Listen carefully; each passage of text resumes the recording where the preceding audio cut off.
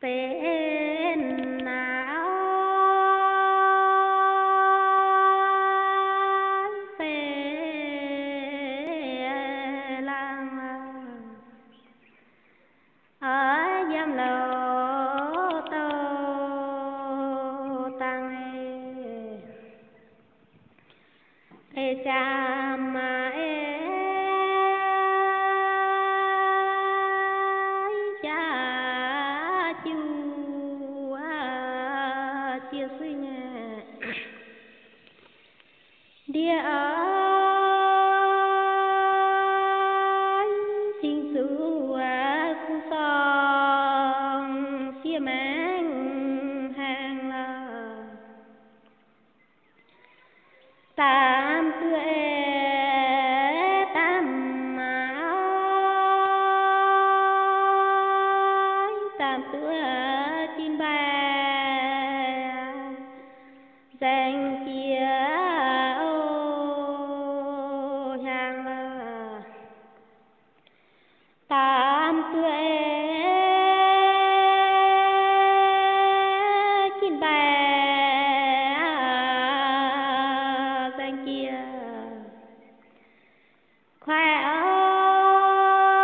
ơi xia mang tiêu phê quy quê ô phin là tôm tha than nhìn chia tờ cho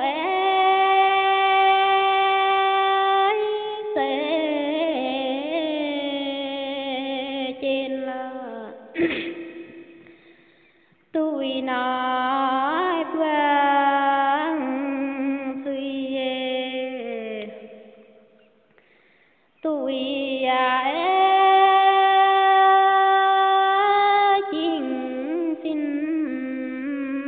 tăng xin hãy ơi người phương nát xia gió nan cho là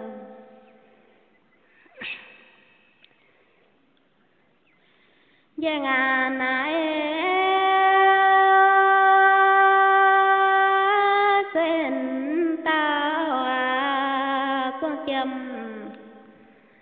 dầu ơi châm tơ bye bye an nhãn ô hàng là châm tơ